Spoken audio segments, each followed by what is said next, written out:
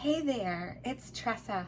Welcome to my YouTube channel. If you're new here, I'm so glad to have you join me. And if you're back, I'm so glad to have you back. I've had lots of new subscribers, so if you don't know me, I'm Tresa. I'm a Catholic health and fitness coach, and I love healthy eating and all things to do with eating real food cooked from scratch. And I grew up in a big Italian family, and I've been on this kick this week with Italian recipes.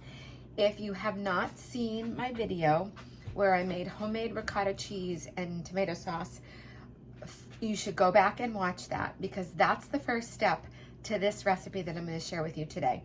Now, I grew up with a family that cooked pretty much everything from scratch all the time. And to me, it's easy. And so many people come to me and say, but Tresa, I don't know how to cook from scratch. It takes time, it's hard. And so what I love to share here is to show you how simple it is, how easy, and how delicious it can be. Healthy can be simple. And today I'm going to show you how to make homemade manicotti. Now, I grew up in my Italian family with my grandmother calling it manicotti. But that was her Italian slang for manicotti. And it's really a very simple yet very delicious. We used to have this a lot for holidays as like a first course. Say even for like Thanksgiving, we might have manicotti as our first course before the turkey and the salad and everything. So super simple. I'm going to show you how to put together and make the manicotti. I'll explain. It's not that round noodle thing that you get at the store in the box. And then I'm going to show you how to make the filling, put it together, and get it all set in the oven. We're going to actually, my son is here with me today, and we're actually going to have these for lunch when I'm done. So the first thing you need is some flour. Now, I like to use O Italian flour. I usually get it from Supermarket Italy. They usually have a great price. A lot of times they have sales. And it's an organic flour that is specifically made for, I love it for pizza crust, for pasta, and I do bake with it quite frequently too. So what I have here in my bowl is some of the flour and just some salt, and I just use pink salt.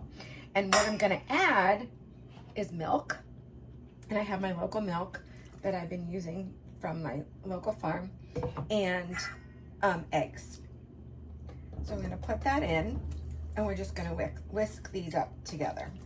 And this is going to make, I'm just gonna move that out of the way. This is gonna make our pasta dough, all right?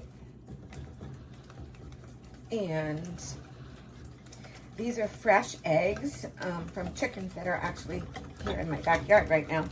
So as you can see, it's nice and yellow and really great from the deep color of the yolks in those eggs. All right. So you want to whisk it up pretty well.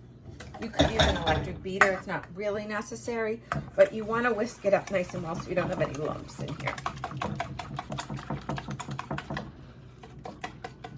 All right.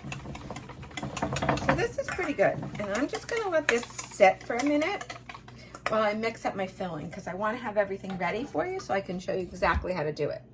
Now, I have exact measurements, and I will share a recipe. I just had a small amount of ricotta left, so I'm actually making a smaller batch of this. And if I have extra manicotti shells, then I can refrigerate them, or I can freeze them, and I can always fill them at a later time. You could also fill them with like meat and vegetables and bake them that way. You don't have to do the cheese mixture. But what I have in here is some of my homemade ricotta cheese, and I am going to add an egg. Again, a nice fresh egg. And what I'm going to do is just start by just kind of mixing that up in here so that the egg kind of loosens up the ricotta cheese a little bit. And Now, you're going to put sauce on this when you cook it.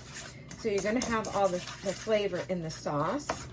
So you don't necessarily need a lot of. So this is cheese. I like to freshly grate my cheese because there's so many additives in the bag shredded cheese. I mean, you could do it. I've done it for years and I still occasionally use it, but I really prefer to freshly grate my cheese.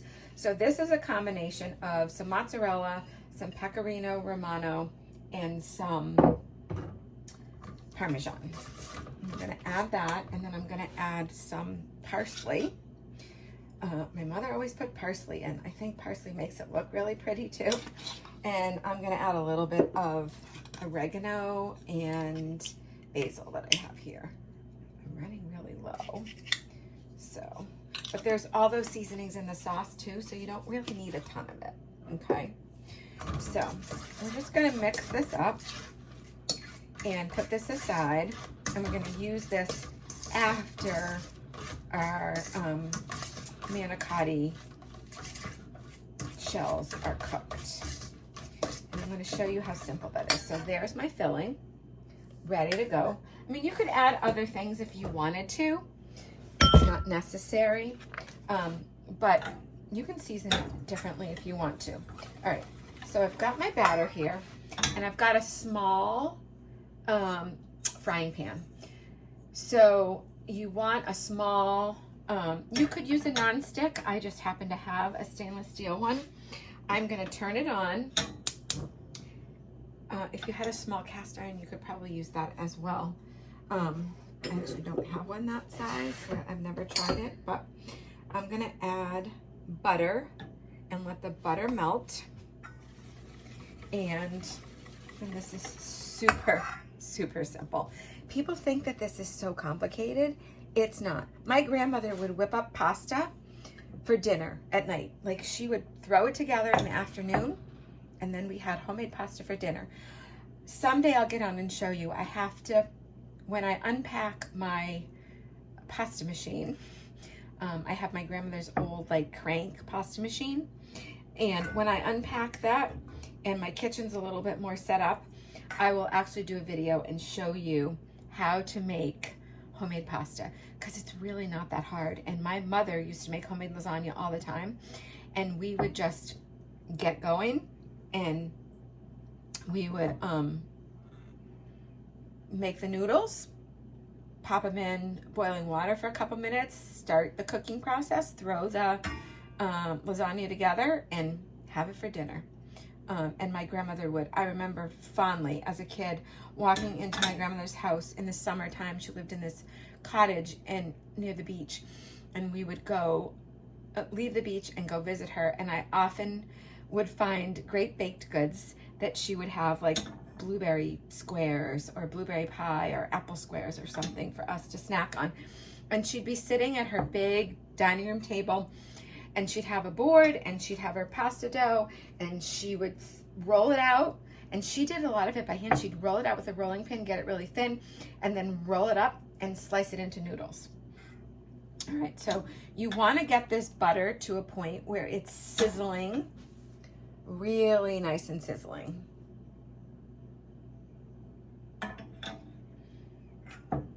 And basically what you're going to do is you're just going to put this in enough to coat the bottom of the pan, and you want it to cook just enough so that the bottom is cooked and the top starts to get dry. It's kind of like cooking a pancake or a crepe, right?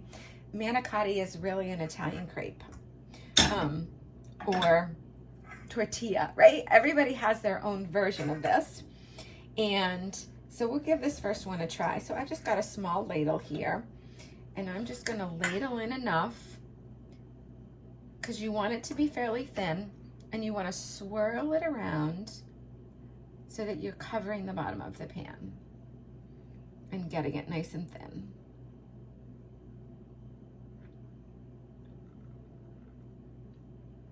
I'll show you what that looks like in the pan as it's cooking. So that's pretty much done.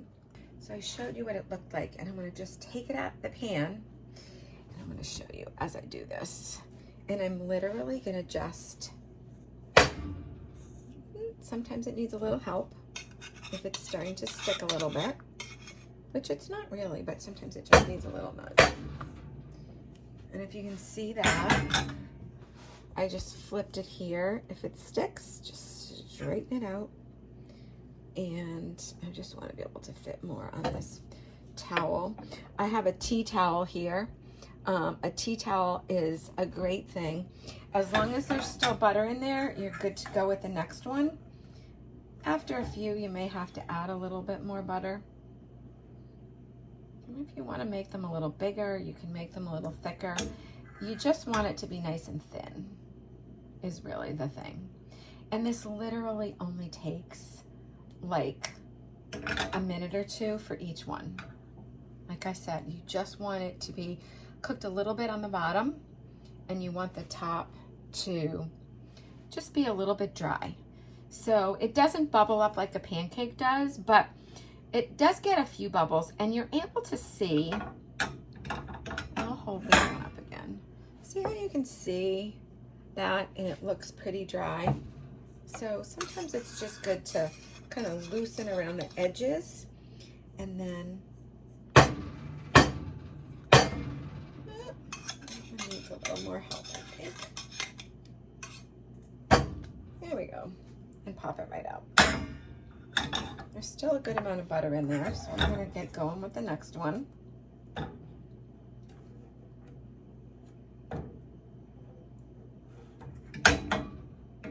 mean, they may not be perfect circles, but they're close enough. Homemade doesn't necessarily have to be perfect, right? It's more about the deliciousness than about the perfect. All the manicotti shells are done and ready to go. So I've got them on these tea towels. I think I got 3, 6, 8 from, so a full recipe would do like probably about 16. If you made them a little smaller, you might get some more out of it. So I have some sauce that I made the other day. I made meatballs. If you haven't seen, I had a recipe of a video from a few months ago where I made meatballs. And what I do with my meatballs is I just brown them in the oven till they're set, and then I make a pot of sauce and I put them in the sauce and I let them cook in the sauce, and they come out so good that way. So I've got some sauce. We're probably going to heat up some meatballs for lunch to go with this. And what I'm going to do is just put a little bit of sauce in the bottom. I'm just using a pie plate because I know I'm not going to be able to fill a ton of these today. Normally I would use like a 13 by 9 pan. So I'm just putting a little bit of sauce in the bottom of here. And I'm going to show you how easy this is. I'm going to fill these and roll them up. So let's switch some things around here so I can show you. So I have my filling here in this bowl. I just don't want to put it on the stove because it's hot, but I had showed you this. There's my filling for the manicotti. And I'm going to take a generous spoonful. I mean, you can fill them as much or as little as you want. And then I'm going to roll it up. So can you see that? I think you can. And then I'm literally going to just roll it up like that. See the filling inside? And I'm going to put it down in the pan. So I'm going to do as many as I have the filling for. And, you know, like I said, you could also add to this if you wanted to, spinach or some other vegetables if you wanted to do that, and put some vegetables in with it. It's really yummy with spinach. You could, and then you could maybe do less cheese if you wanted to. You could do, yeah, I'm probably gonna maybe get 5 of these. I don't know, we'll see.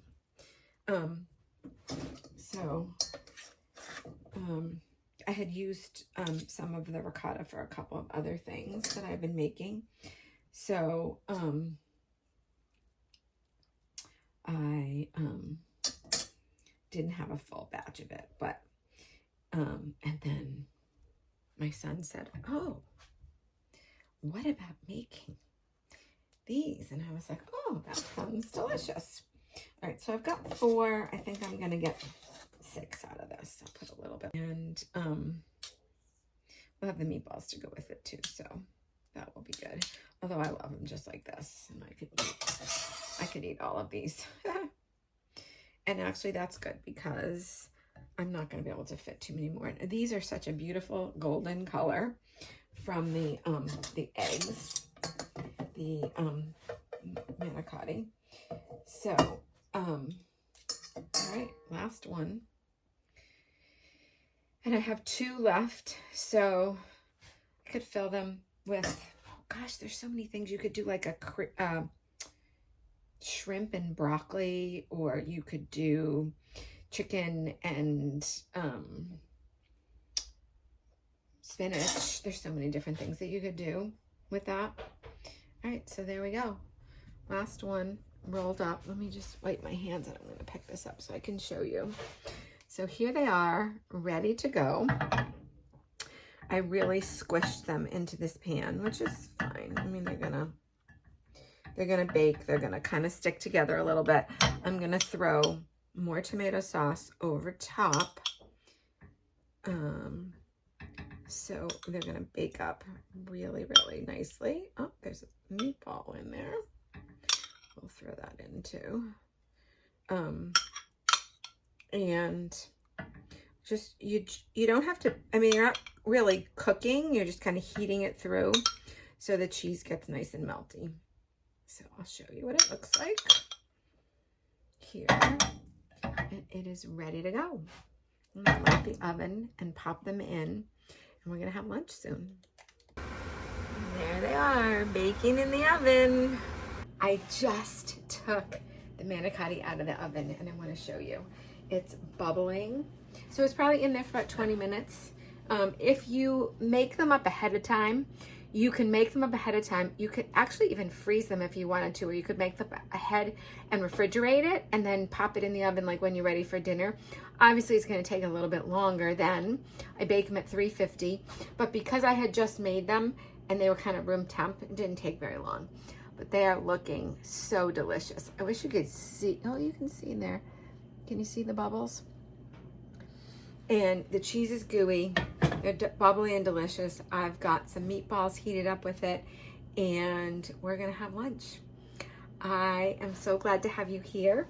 If you check the links below, you'll see the link to my blog and all my recipes. I'm starting to put up all my recipes. This one will be up there on the blog so you can get the recipe. If you have questions, reach out to me.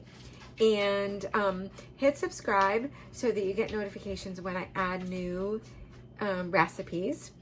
I've got lots more ideas and lots more things coming, especially as we get into fruit and veggie season, which is coming really close. My local farm has an organic farm share, and in a couple weeks I'm going to start getting a box every week with lots of delicious things in it, and I'm going to be sharing tons of recipes about all of that. So I'm super excited. I hope you're having a wonderful day wherever you are in this beautiful world. God bless you, and thanks for being here. I'll see you again soon.